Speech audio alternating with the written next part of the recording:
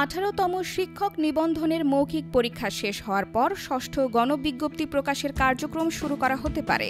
ষষ্ঠ গণবিজ্ঞপ্তি প্রকাশের সম্ভাব্য সময়সূচি আগামী মে মাসে জানা যেতে পারে বলে জানা গেছে। এনটিআরসি এর একটি সূত্র জানিয়েছে, 19তম শিক্ষক নিবন্ধনের বিজ্ঞপ্তি প্রকাশ এবং ষষ্ঠ গণবিজ্ঞপ্তি চলতি বছরই প্রকাশিত হবে। তবে এখনও কোনো সময়সীমা নির্ধারণ করা যায়নি। চলতি মাসে 18তম শিক্ষক নিবন্ধনের মৌখিক পরীক্ষা শেষ হওয়ার কথা রয়েছে। মৌখিক পরীক্ষা শেষ হওয়ার পর এ দুটি বিষয়ে আলোচনা শুরু হবে। এ বিষয়ে এনটিআরসি এর সচিব AMM Rizwanul Haque the daily ক্যাম্পাসকে বলেন, এনটিআরসি এর নীতিমালায় গণবিজ্ঞপ্তি প্রকাশের বিষয়ে একটি সুনির্দিষ্ট নীতিমালা রয়েছে।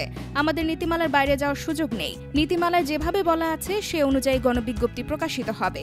এর বাইরে আপাতত কিছু বলার নেই।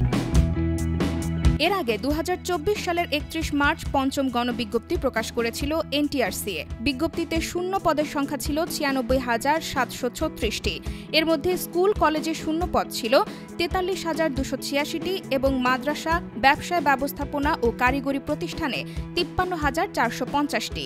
পরে গত 21 আগস্ট প্রাথমিকভাবে নির্বাচিত 19,586 জন প্রার্থীকে নিয়োগের সম্মতি দেয় শিক্ষা মন্ত্রণালয়। 2005 সাল থেকে শিক্ষক নিবন্ধন সনদ দিচ্ছে এনটিআরসিএ। তবে প্রথম 10 বছর শিক্ষক নিয়োগের ক্ষমতা ছিল সংশ্লিষ্ট শিক্ষা প্রতিষ্ঠানের গভর্নিং বডি বা ম্যানেজিং কমিটির হাতে।